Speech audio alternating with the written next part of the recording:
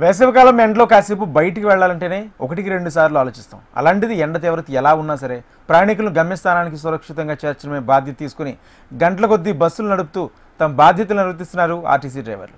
ఎండ వేడికి తట్టుకుంటూ కిలోమీటర్ల మేర బస్సులు నడుపుతున్నారు. మరింత సమాచారం మా ప్రతినిధి ప్రియాంక అందిస్తారు. రెండు తెలుగు రాష్ట్రాల్లో ఎండవేడి ఎక్కువగా ఉంది.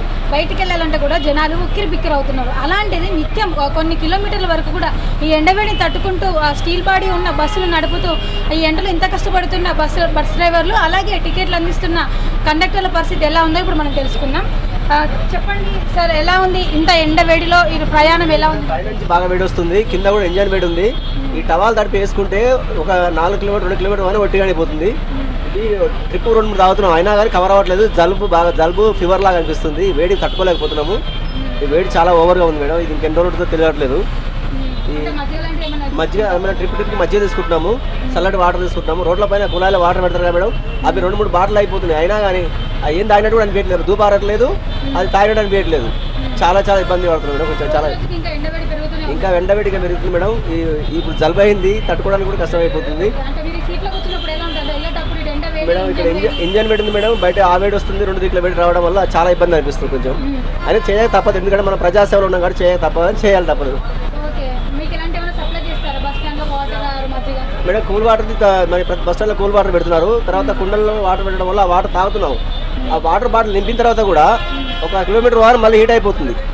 ఆ నీళ్ళు అని తాగేస్తున్నాం. అయినా కానీ తాగేసినా చెమట కూడా బయటకు వెళ్ళిపోతుంది, కానీ మాకు ఏం అనిపించట్లేదు. ఇంత తాగినా దూపారట్లేదు. చాలా కష్టంగా ఉంది మేడం. ఈ 1 మంత్ కష్టపడాలి ఇంకా. ప్రజెంట్ ఎండవేడిని తట్టుకోవడానికి అయితే వారు మజ్జిగ తీసుకోవడము, అలాగే బయట ఎక్కడైనా కుళాయి దగ్గర వాటర్ తాగడము, కూల్ వాటర్ తీసుకోవడం, మధ్యలో ఆగినప్పుడు బస్ స్టాండ్ దగ్గర తీసుకోవడం లాంటివి చేస్తున్నట్టుగా వారు చెబుతున్నారు. దాంతోపాటు ఈ ఎండవేడికి తట్టుకోలేక వారికి జలుబు, ఫీవర్ లాంటి అనారోగ్య సమస్యలు కూడా తలెత్తుతున్నాయని ఈ నిత్యం కొన్ని కిలోమీటర్లు వాళ్ళు ప్రయాణిస్తూనే ఉంటారు.